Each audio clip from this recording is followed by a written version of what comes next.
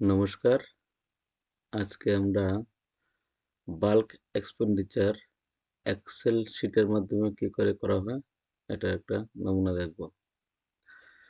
প্রথমে আমরা ডাটা অপারেটরে লগইন করব। লগইন করার পর যাব masters bulk customization using Excel.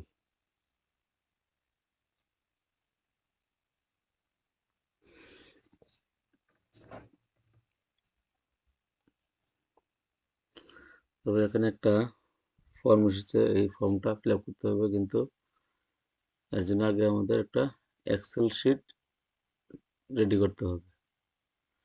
এখানে ডাউনলোড টেমপ্লেট থেকে আমরা এক্সেল শিটটা পেয়ে যাব। এই যে এরকম একটা এক্সেল শিট থাকবে, এটা প্রথমে ফিল আপ করে নেব। এবার ফিল আপ করতে হলে আমাদের ভেন্ডরস ডিটেলস লাগবে। সো আমরা ভেন্ডরস ডিটেলসগুলো আমাদের ডাটা অপারেটর থেকে একটা একটা করে কপি করে নেব। 1 নম্বর দিয়ে আমরা সার্চ করছি, সার্চ করার পর ডিটেলসটা আসবে, তারপর আমরা এখান থেকে সঠিকভাবে কপি পেস্ট করে দেব।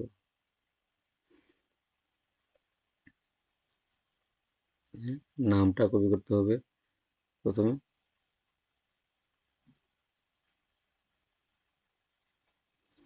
তারপর ভেন্ডর আইডি,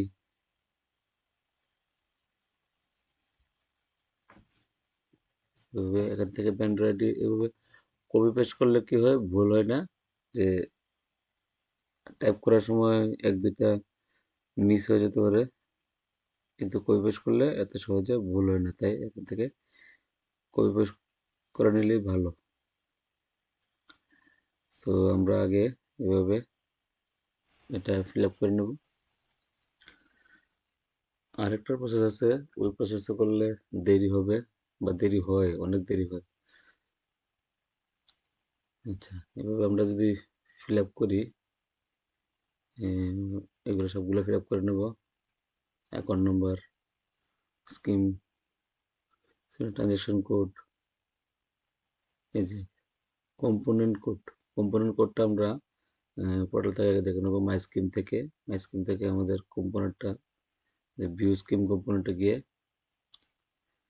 দেখে তারপর বসাবো, কারণ বিভিন্ন কম্পোনেন্টের বিভিন্ন কোড থাকে।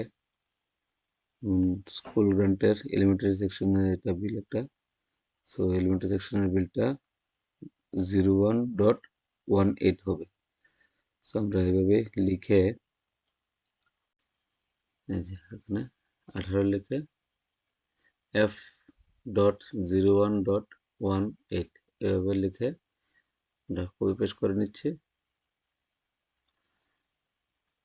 কপি পেস্ট করার পর একটা জিনিস মনে রাখতে হবে যে নিচের পোর্শনগুলো আমরা ডিলিট করে পরিষ্কার করে নেব, কারণ পরিষ্কার না করলে এইগুলো তো আছে মনে করে এটা এরর দেখাবে, তাই আমরা নিচের পোর্শনটা একটু পরিষ্কার করে নিচ্ছি। এবার আমরা এটাকে সেভ করব। সেভ করার পর ডাটা অপারেটরে গিয়ে এটা আপলোড করব।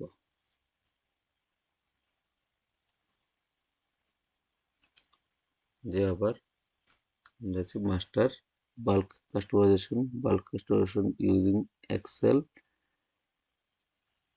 এবার কাস্টমাইজ নেম দিতে হবে, মডিউলটা হবে এক্সপেন্ডিচার ভেন্ডরস, এবার using e payment using printed base এটা দিতে হবে। তারপর আমাদের ফাইলটা চুজ করতে হবে, এই যে ফাইলটা চুজ করে আপলোড দেব। আপলোড দেওয়ার সময় সঙ্গে সঙ্গে এপ্রুভ হয়ে যায়, কিন্তু কোনো সময় একটু সময় নেয়, 10-15 মিনিট। এই যে আমরা আপলোড দিলাম, পেন্টিংয়ে চলে গেছে। এবার 10-15 মিনিট পরে দেখে নিচ্ছি আমাদের সাকসেস হয়েছে কিনা। এই যে সাকসেস হয়ে গেছে, 3 জনের মধ্যে 3 জনই ভ্যালিড রেকর্ড ঠিক আছে। এবার আমরা এটার বিল করব। বিল করার আগে টেমপ্লেট কিভাবে ডাউনলোড করতে হয় এটা একটু দেখে নিই। এই যে এটা সিলেক্ট না করে দিলে ডাউনলোড হবে না। টেমপ্লেট আগে কি টেমপ্লেট আমরা নিচ্ছি ওটা আগে সিলেক্ট করতে হবে। এই যে এভাবে সিলেক্ট করে এবার ডাউনলোড টেমপ্লেটে ক্লিক করলে চলে আসবে। এই যে দেখুন এভাবে এই টেমপ্লেটটা ফিল আপ করলে হয়ে যায়।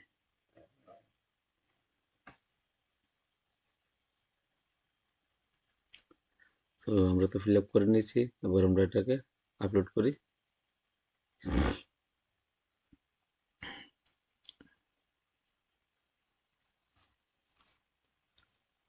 আপলোড শেষ, এবার আমরা বিল করব।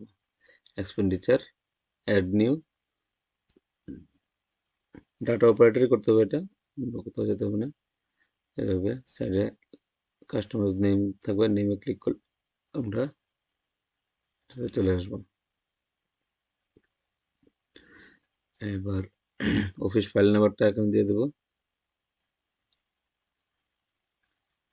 ফাইল নাম্বারটা যেভাবে লেখা আছে ওইভাবে সেকশন মেমো থেকে দেখে লিখতে হবে, তারপর এখানে দিতে হবে।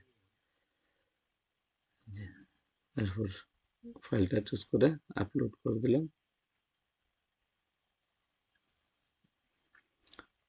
ফাইল চুজ না করে আপলোড না করে বিল করা যায় না, এই সিস্টেমও ফাইল আপলোড করতে হবে।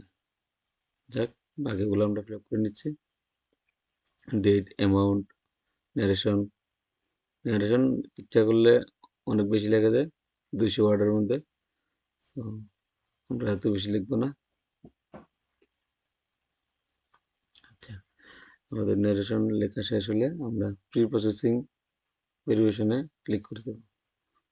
উপরে একটু চেক করে প্রি প্রসেসিং ভেরিফিকেশনে ক্লিক করলাম। এই যে এবার নিচে আমাদের ডিটেলসগুলো চলে এসেছে ভেন্ডরে। একটু চেক করে নেই, এবার চেক করে দেখা যাবে সব ঠিক আছে কিনা। হ্যাঁ, সব ঠিক আছে। তারপর আমরা প্রসেস অ্যান্ড সেভে দেব। এই যে প্রসেস অ্যান্ড সেভে প্রেস করব। বিল সাবমিট হয়ে গেছে। এবার আমাদের ডাটা অপারেটরের কাজ শেষ।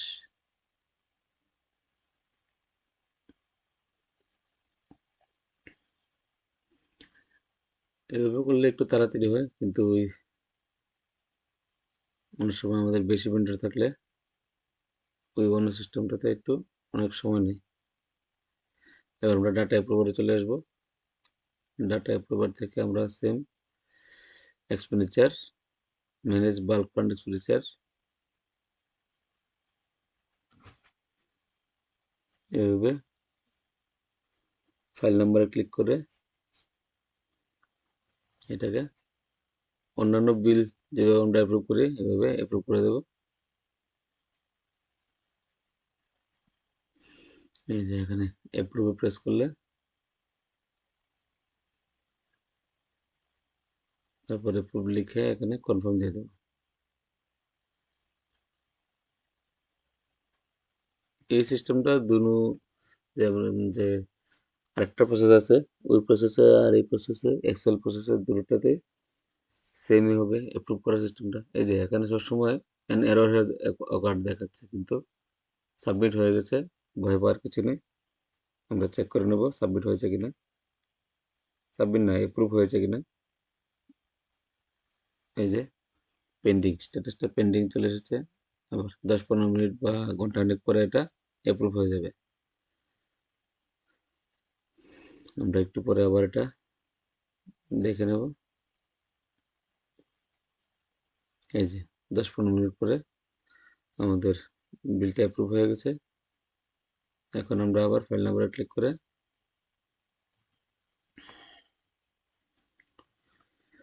প্রিন্ট করতে পারি। পিপিআইটা প্রিন্ট করে ব্যাংকে জমা দিয়ে দেব। আর যে দ্বিতীয় প্রসেসটা আছে, ওইভাবে যখন আমরা ভেন্ডর বাল্কে বিল করি তখন কি হয় যে দেরি হয়, অনেকগুলা ভেন্ডর থাকলে অনেক দেরি হয়, কিন্তু এই প্রসেসে শর্টকাট, যতজন ভেন্ডরই হোক এভাবেই করা যায়। ঠিক আছে, ওইটা আরেকদিন দেখা যাবে।